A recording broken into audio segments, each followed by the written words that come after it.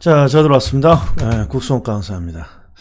자, 요새 최근에 공부를 어떻게 해야 됩니까? 이런 질문이 많이 오는데 저는 주저없이 강사들이 수업에 만들어준 요 복습 자료 또는 수업 자료, 요 정도가 가장 기본입니다. 가장 기본. 그리고 웬만하면 저희들이 선별하기 때문에 정말 꼼꼼히만 보시면 웬만한 문제에 다 적용이 가능합니다. 그러니까 1월 달부터 쭉 해놓은 복습집은 다시 확인하시면 별도의 어떻게 공부할지 이런 방향을 굳이 걱정할 필요는 없는 거죠. 그러면서 틈틈이 기출 문제 정도 풀어주시고, 그리고 5월 달부터서는 제가 계산 문제를 올리지 않습니까? 계산 문제 이런 거 쭉 보시면서 한 서너 문제 유형만 선택을 하시면 돼요. 자, 그럼 일단 들어가겠습니다. 자, 정책론입니다. 정책론은 짜실짜실한 논점이 많죠. 자, 들어간다. 자, 부동산과 인간과의 관계가 악화되는 현상을 뭐라고 합니까? 그러면 부동산 문제죠. 근데 이 표현 꼭 좀 기억해 주세요. 부동산과 인간과의 관계라는 이 표현 앞으로 또 나옵니다. 자, 그리고 두 번째, 자, 이게 부동산 문제의 특징이에요. 부동산 문제의 특징. 부동산 문제의 특징은 대부분 두 문자로 비, 지, 복, 다 이렇게 암기합니다. 악비지복다. 자, 무엇입니까? 악비지복다가 첫 번째, 부동산 문제는 한번 발생되면 시간이 경과함에 따라 점점 계속해서 나빠지는 습성이 있더라. 이게 악화 성향입니다. 악화 성향. 그리고 한번 발생하면 부동산 문제는 본래의 상태로 되돌리기 어렵습니다. 이걸 한자로 비가역성. 그 다음에 원래의 상태로 회복하는데 상당한 시간이 걸린다. 이 말은 부동산 문제가 상당히 오랜 기간 지속되는 성질이 있기 때문이죠. 지속성. 그 다음에 부동산 문제는 하나의 원인에 의해 만들어지는 것이 아니라 다양한 원인들이 복합적으로 작용해서 발생합니다. 이게 복합성입니다. 그 다음에 부동산 문제가 다양한 원인들에 의해 발생하기 때문에 문제를 해결하기 위해서는 다양한 해결 수단을 동시에 활용해야 합니다. 이게 다양한 해결 수단입니다.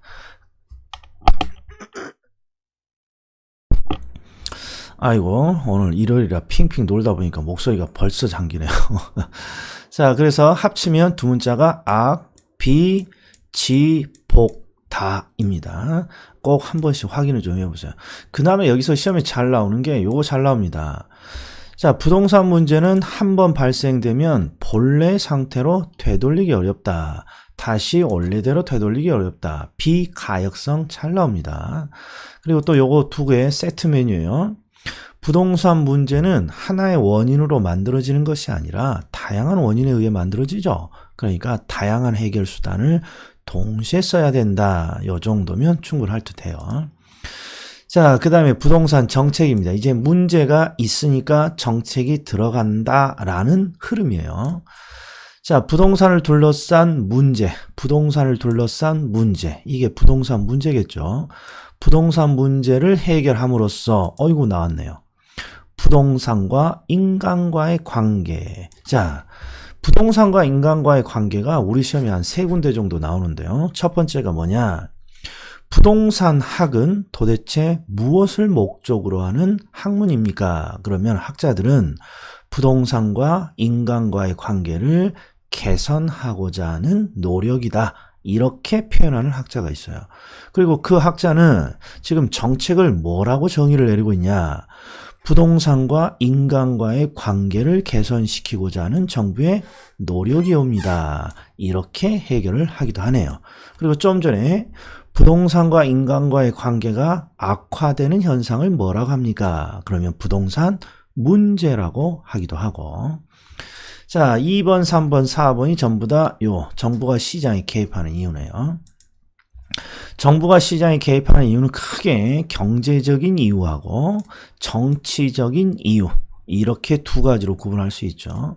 그 중에 경제적 기능은 꼭 이해가 필요해요. 자, 시작이 이렇죠.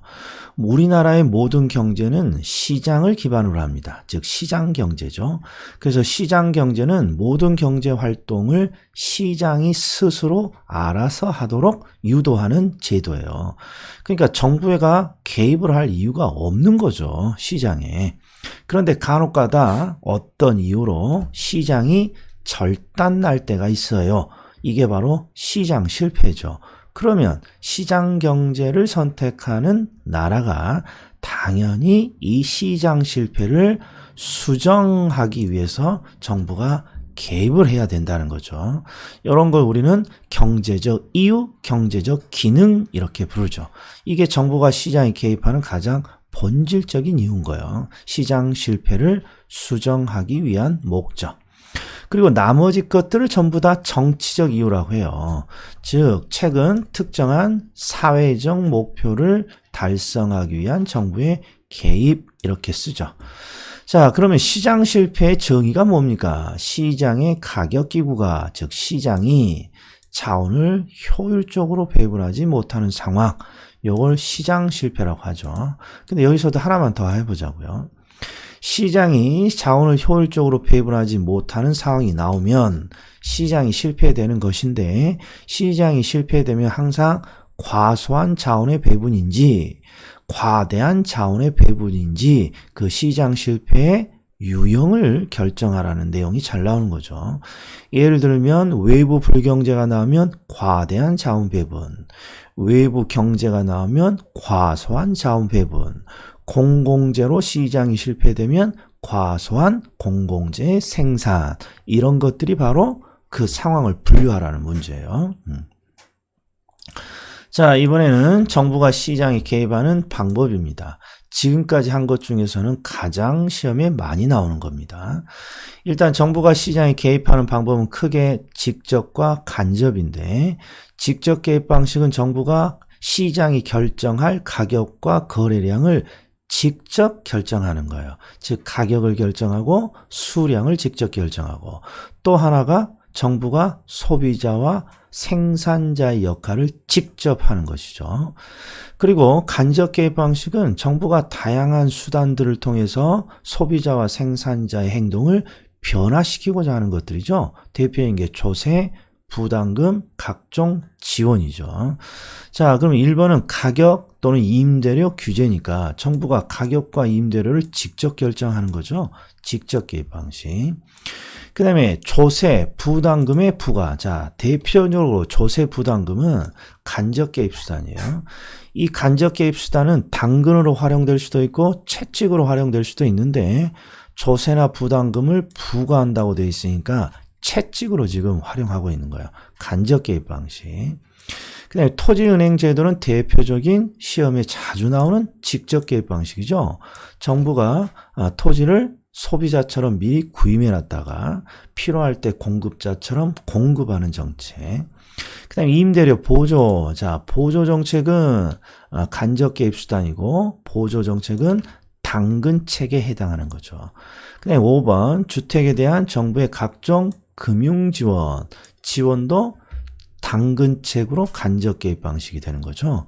그 다음에 6번 공공임대주택사업, 택지개발사업 등 각종 공적인 개발. 그러면 정부가 공급자 역할을 하는 직접 개입 방식이죠. 시험에 아주 단골 메뉴들만 제가 골라놨어요. 일단 간접 개입 방식에는 조세, 부담금, 보조, 각종 지원, 이런 것들이 있다는 거 잊으면 안 됩니다. 자, 6번 정부의 시장 개입이 오히려 전보다 못한 결과를 초래할 수도 있겠죠. 이런 걸 우리는 정부 실패라고 하죠. 그리고 정부 실패는 시장 실패와 구별되는 개념임에 주의해야 하고요. 자, 외부 효과와 시장 실패가 나왔습니다. 어떤 경제 주체가 다른 경제 주체에게 영향을 주죠. 이게 외부 효과의 그냥 실무적인 뜻이잖아요. 근데 경제학에서는 어떤 경제 주체가 다른 경제 주체에게 영향을 주는데 시장의 가격 기구를 통하지 않고 의도한 것이 아니라 의도하지 않은 이익이나 손해를 주는 것입니다. 이렇게 정의를 내리고 있죠. 자, 제3자가 의도하지 않은 손해를 주면서도 자, 외부 효과를 구분하라는 문제가 나오면 항상 두 가지 사례를 떠올려야죠. 외부 불경제 사례로 공해, 그냥 외부 경제 사례로 꽃집을. 자, 제3자에게 의도하지 않은 손해를 줍니다. 이게 공해겠네요. 공해. 그리고 공장은 그에 대한 대가를 지불하지 않죠. 그래서 give and take의 원리가 깨졌으니까 이걸 우리는 시장이 실패됐다 이렇게 부르는 거죠. 외부 불경제 또는 부죠. 마이너스의 외부 효과입니다. 자, 어떤 재화의 생산에 외부 불경제가 발생합니다. 그러면 시장이 실패됐다라는 거죠. 시장이 실패되면 항상 유형을 물어보죠. 외부 불경제는 세 글자니까 과대하게 생산되거나 소비됩니다. 그리고 정부는 벌금이라든지 조세 부과 등을 통해 이를 해결할 수 있습니다. 일단 벌금이라든지 조세 부과는 채찍이죠. 채찍. 간접 개입 방식이죠. 그리고 벌금과 조세 부과 등을 통해서 공해를 해결할 수 있습니다. 그러니까 얘가 부의 외부 효과겠죠. 부의 외부 효과. 제3자에게 의도하지 않은 이익을 줍니다. 이게 꽃집의 이익이겠죠. 그리고 꽃집 사장님은 그에 대한 대가를 지불받지 못하죠. 그래서 시장은 실패되는 거죠. give and take 원리가 깨졌으니까. 이건 외부 경제 또는 정의 외부 효과 사례에 해당하죠. 자, 어떤 재화의 생산에 외부 경제가 나타납니다. 외부 경제가 나타나면 재화는 사회적 적정 수준보다 과소죠. 외부 불경제 과대, 외부 경제 과소 이렇게 되죠. 그 다음에 정부가 보조금을 지급합니다. 그러면 정의 외부 효과 이렇게 돼야죠. 자, 지금 제가 자다가 일어나서 급하게 하느라고 좀 포인트를 못 잡고 있는데 다시 한번 보세요. 자, 항상 외부 불경제는 공해예요. 의도하지 않은 공해라는 손해를 주면서 공장은 대가를 지불하지 않죠. 그래서 give and take 원리가 깨졌어요. 이게 시장 실패예요. 그리고 공해는 손해를 끼치면서 대가를 지불하지 않으니까 돈이 남아도는 거죠.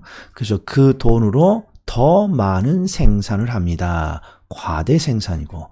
그리고 공해라는 건 사회적으로 안 좋은 거니까 정부는 벌금 부과나 조세를 부과해서 해결하려고 하는 거죠. 규제책이죠. 그 다음에 외부 경제. 자, 꽃집은 이익을 주면서 그에 대한 대가를 받지 못하는 거죠. 받지 못하는 거죠. 즉 give and take 원리가 깨졌어요. 시장 실패. 그리고 받지 못하는 거니까 항상 돈이 부족해요. 그래서 사회적 적정 수준보다 과소하게 생산되는 거죠. 그리고 꽃집의 이익은 사회적으로 바람직한 거죠. 그래서 정부는 보조금의 지급을 통해 이를 해결할 수 있습니다. 항상 세트 메뉴 3개. 즉 이게 세트 메뉴 3개. 자, 정의 외부 효과는 핀피고 핀피 현상이고 부의 외부 효과는 님비 현상이죠. 이걸 구별하는 방법은 플리즈 제발 갖다 주세요 그러면 좋은 외부 효과고 not 절대 안 되옵니다 그러면 님비에는 부의 외부 효과가 되겠습니다. 자, 공공재는 소비의 비경합성과 소비의 비배제성을 갖고 있습니다. 자, 2번 공공재는 다수가 동시에 소비할 수 있기 때문에 한 개인의 소비가 다른 개인의 소비를 감소시키지 않는다. 요거 우리 시험에 나와서 겁나게 많이 틀렸어요. 자, 한 개인의 소비가 다른 개인의 소비를 감소시키지 않는다면 서로 먼저 소비하려고 경쟁할 필요가 없는 거죠. 그러니까 이게 소비의 비경합성에 해당하는 거예요. 비경합성. 자, 비배제성은 항상 대가의 문제예요. 대가. 요놈이 나와야 돼요. 공공재는 비용을 부담하지 않는 사람도 이를 소비할 수 있습니다. 대가가 나오면 비배제성이고. 자, 그 다음에 공공재는 소비의 비배제성, 즉 대가를 지불하지 않더라도 소비를 할 수 있죠. 이 비배제성으로 개인들이 생산비를 부담하지 않고 이를 최대한 이용하려고 합니다. 이를 무임승차자의 문제라고 하는 거죠. 자, 무임승차자들이 발생하면, 자, 무임, 돈을 받지 못하는 거죠. 그것 자체가 시장 실패가 되는 거예요. 승차를 하면서 돈을 내지 않아 기브 앤 테이크 원리가 깨졌네. 시장 실패. 그리고 돈을 받지 못하니까 우리가 버스를 예를 들었죠. 버스가 많이 공급될 리가 없겠죠. 따라서 사회적 최적 수준보다 과소하게 생산되거나 생산이 이루어지지 않습니다. 자, 임대료 규제 정책. 임대료 규제 정책은 정부가 임차인을 보호하기 위해서 시장 균형 임대료 이하로 꼭 확인하셔야 돼. 임대료 규제 정책은 임대료를 낮게 통제하는 정책이에요. 따라서 시장 균형 임대료 이하로 임대료를 통제합니다. 그리고 임대료 규제 정책은 시장이 결정할 임대료를 정부가 직접 결정해버렸죠. 직접 개입 방식이고. 그리고 최고 임대료는 시장 균형 임대료 이하로 규제돼야죠. 이하로. 만약 최고 임대료가 시장 균형 임대료보다 높은 수준으로 규제가 되면 임대료 규제 정책은 시장에 아무런 영향을 주지 못합니다. 잘 나오는 거죠. 자, 그 다음에 정부가 임대료를 규제하게 되면 시장에 효과가 나오는데 4번, 5번, 6번이 가장 중요하죠. 4번, 5번, 6번. 자, 들어간다. 임대료 규제 정책이 정상적으로 시행되면 시장에 주택 부족 현상이 나타나죠. 이유는 뭐 때문이죠? 임대료를 낮게 통제했기 때문에 임차인들이 더 구매하려고 하죠. 이런 주택 부족 현상이 나타나요. 이걸 네 글자로 초과 수요 현상 이렇게 부르는 거죠. 초과 수요 현상. 그리고 임대료 규제 정책이 정상적으로 작동이 됩니다. 그러면 임대료를 낮게 통제했다는 거니까 임대주택의 사업성이 악화되면서 나 임대사업 못하겠습니다 라고 하죠. 그러니까 임대주택 물량은 감소한다 이렇게 돼야죠. 공급 감소. 정부가 임대료 상승을 규제하면 장기적으로 기존 임대주택이 다른 용도로 전환되죠. 낮게 통제해서 나 임대사업 못하겠다 이거잖아요. 따라서 임대주택의 공급량이 감소합니다. 초과 수요, 공급 감소.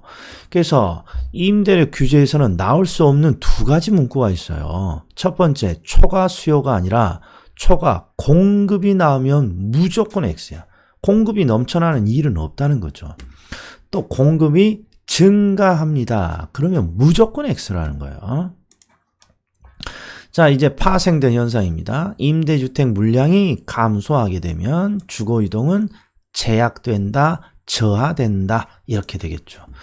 그 다음에 임대료 규제 정책이 정상적으로 작동이 되면 임대사업의 수익성이 악화돼서 임대사업자들이 비용을 줄이죠.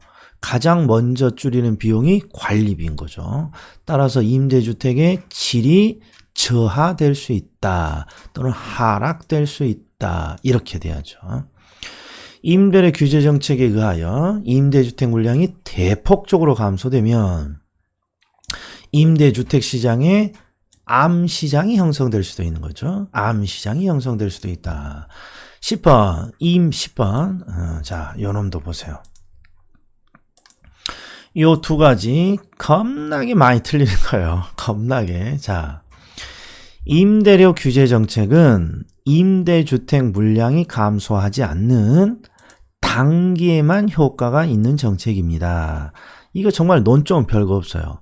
항상 임대료 규제가 이루어지면 공급이 감소하는데 공급의 감소는 장기적으로 나타나는 현상이에요.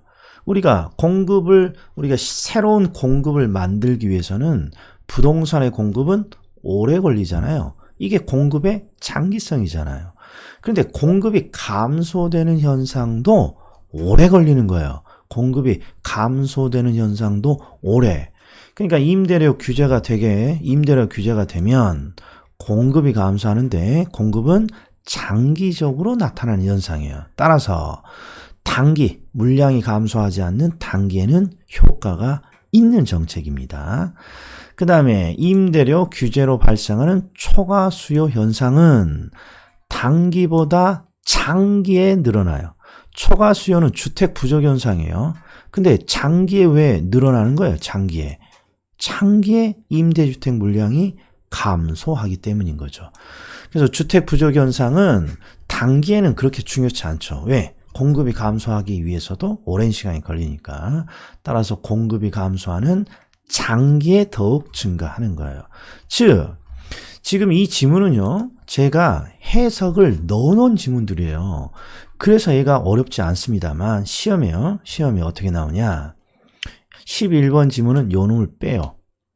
그냥 단기와 장기 둘 중에 초과 수요는 언제 크니? 단순히 이렇게 물어봐. 그러면 초과 수요가 주택 부족 현상이라는 감이 와야 되고, 주택의 부족은 공급이 감소하는 장기에 늘어난다. 이렇게 가야죠. 그리고 10번 문제도 마찬가지예요. 요걸 빼요. 출제자는. 임대료 규제는 단기에 효과가 있니? 장기에 효과가 있니? 그럼 그냥 갑자기 이런 생각이 든다고요. 항상 물량이 감소하지 않는 단기에 효과가 있습니다. 자, 분양가 규제. 자, 분양가 규제 정책은 무주택자가 주택가격 부담을 완화하기 위해서 시장 균형 분양가 이하로, 여기도 낮게 분양가를 통제하는 정책이죠. 이하로. 분양가 상한제가 상한 가격이 시장 가격보다 낮습니다. 그러면 규제를 잘 했죠. 따라서 초과 수요가 발생해야죠. 주택 부족 현상.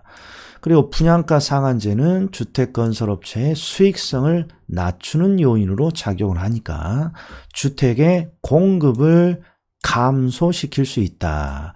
결국 분양가 상한제랑 임대료 규제는 똑같은 거죠. 자, 여기서 질문. 우리 임대료 규제를 다른 표현이 뭐 있어요? 최고 임대료 제도, 임대료 상한제 제도라고 하죠. 분양가 규제도 마찬가지예요. 분양가, 최고 분양가 제도, 분양가 상한제 제도. 근데 실무에서 분양가 제도는 분양가 상한제 제도라고 많이 쓴단 말이에요. 그래서 출제에 따라서는 임대료 규제를 임대료 상한제, 최고 임대료 제도 이렇게도 많이 쓰는 거예요.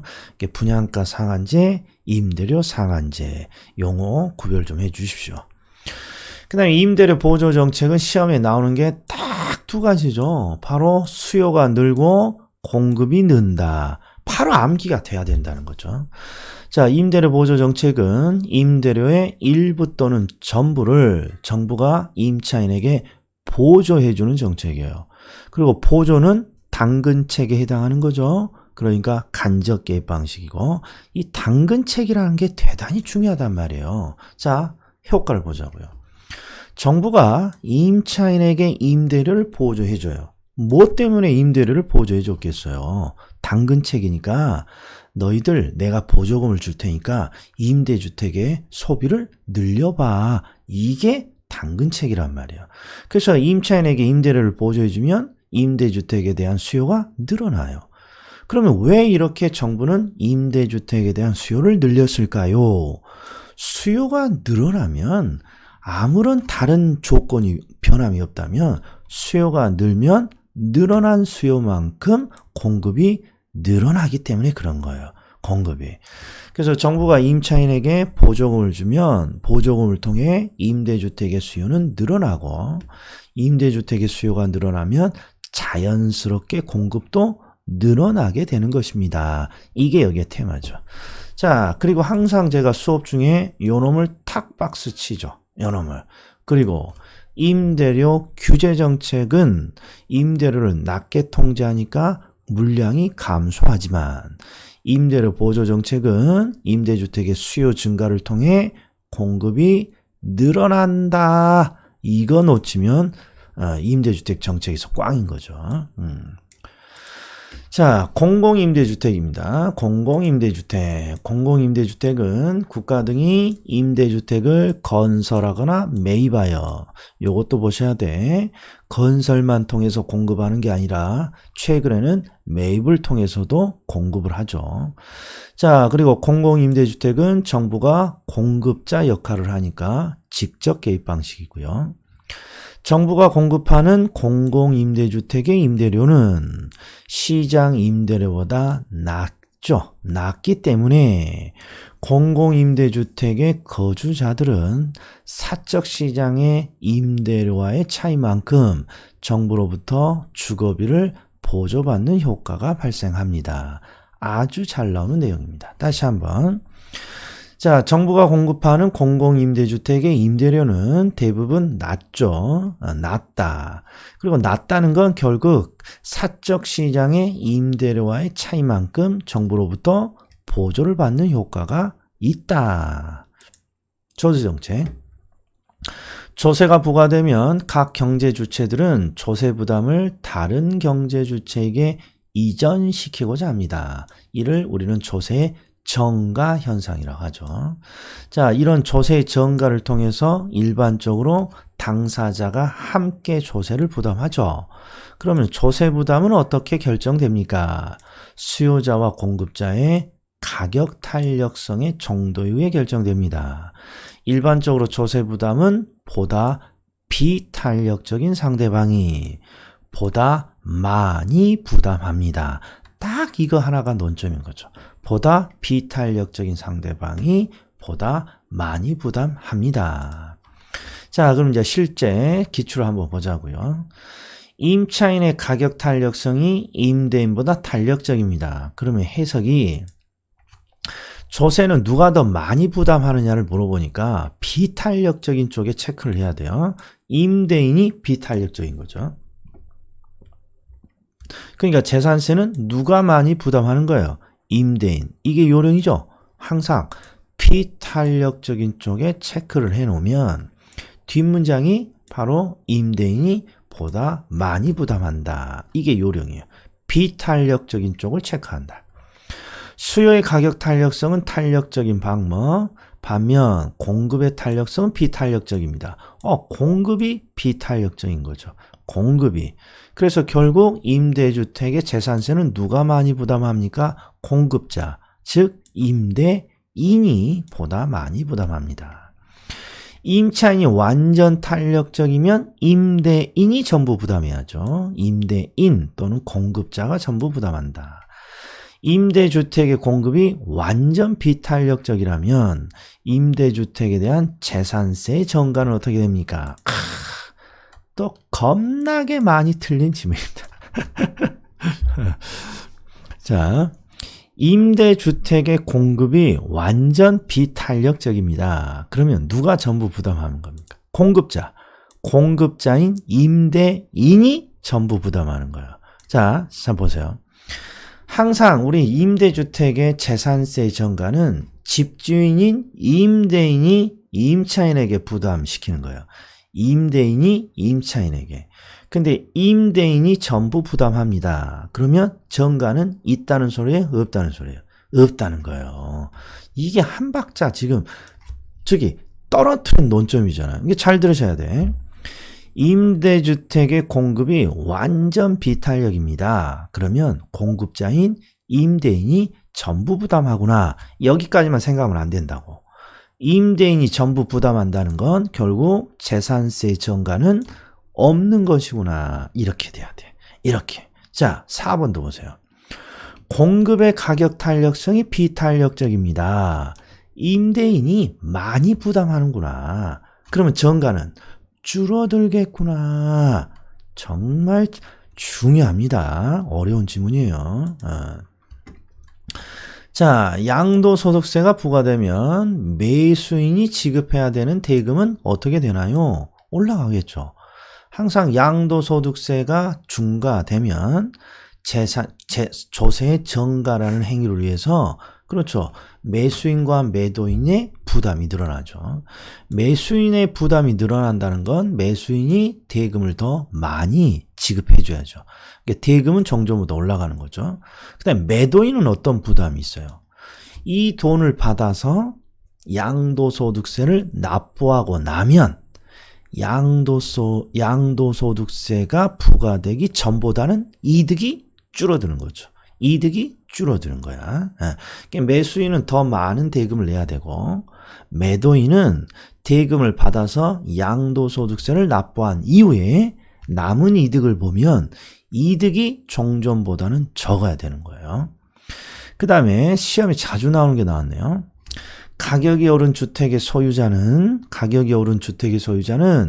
양도소득세를 납부하지 않기 위해서 주택을 처분을 연기하는 현상이 나타나죠. 이걸 우리는 주택의 동결효과라고 하죠. 동결효과.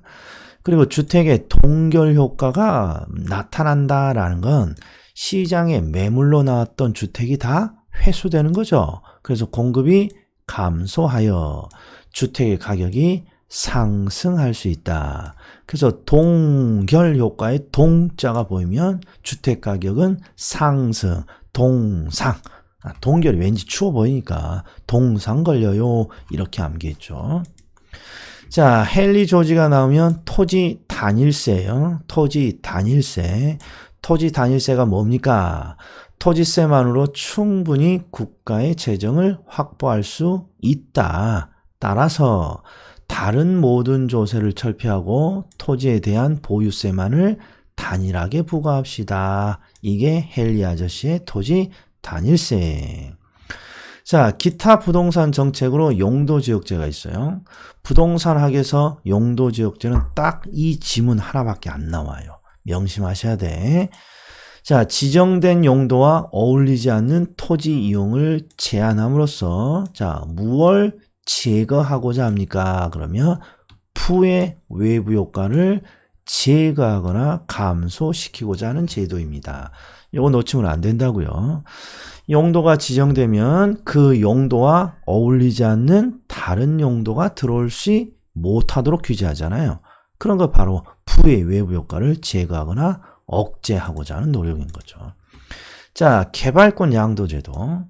토지 이용의 규제로 발생하는 토지 소유자의 손실을 여기에 소유권이 들어가면 안 돼요. 개발권 부여를 통해 보전하는 제도죠. 소유권 잘 나옵니다. 개발권 부여예요. 그리고 개발권 양도 제도를 왜 만들었습니까? 그러면 공공이 부담해야 하는 비용을 절감하고자 하는 거예요. 공공이 부담하는 비용을 절감. 즉, 자, 대표적인 게 뉴욕의 문화재였죠. 뉴욕의 문화재가 발견되면서 추가적인 제한을 했어요. 개발을 하지 못하도록. 그러면 토지 소유자들은 정부에게 보상을 요구한단 말이에요. 그리고 보상을 해주려면 정부가 돈이 들고. 그래서 이런 공공이 부담해야 되는 비용을 어떻게 줄일 수 있을까? 바로 개발권을 양도하는 제도를 만듦으로써 해결했죠. 그래서 개발권 양도 제도는 열에 9번이 뭐가 시험에 나옵니까? 요놈이 나오는 거예요. 공공이 부담해야 하는 비용을 절감하면서도 문제를 해결했다라는 거죠. 개발권 양도 제도는 토지 소유자의 재산상의 손실을 시장을 통해서 해결하는 거죠. 개발권을 거래할 수 있도록 해놨으니까 거래, 시장을 통해서 해결하는 제도입니다. 그리고 우리나라는 미국과 영국식의 개발권 양도 제도를 도입하고 있다, 도입하고 있지 않다. 도입하고 있지 않아요. 명심하셔야 돼. 도입하고 있지 않다. 공익사업에 필요한 토지의 원활한 공급과 토지 시장의 안정을 위해서 장래 이용 가능한 토지를 미리 확보하고, 즉 미리 확보해서 저장해 놓는 거죠. 은행처럼. 그리고 필요한 시기에 이를 공급합니다. 그러면 토지 은행 제도 또는 공공 토지 비축 제도. 그래서 토지 은행 제도라고도 하고 토지 비축 제도라고도 하는 거죠. 토지 은행 제도는 공익사업에 필요한 토지를 미리 확보함으로써 공공시설, 산업, 주택, 용지 등을 용이하게 주택 등을 원활하게 공급할 수 있습니다. 뭐든 상관없죠. 용이하게 공급할 수 있다. 원활하게 공급하고자 한다. 자, 비축 토지 용도에 대한 계획을 분명하게 설정하지 않은 상태에서 정부가 대량으로 토지를 매입한다면 지가의 상승을 유발할 수도 있습니다. 지가 상승. 자, 여기까지입니다. 자, 오늘 제가 컨디션이 그렇게 좋지 않은데요. 왠지 뭔지 몰라도. 자, 다음에는 더 깔끔하고 활기차게 강의를 좀 해드리겠습니다. 아유, 배가 고픕니다. 배가. 지금 오늘 딱 올리긴 해야 돼서 제가 낮잠을 많이 자서 새벽에 잠이 깨버렸어요. 그래서 지금 새벽에 올리고 이제 출근 준비해야 될 것 같습니다. 자, 수고하십시오. 화이팅!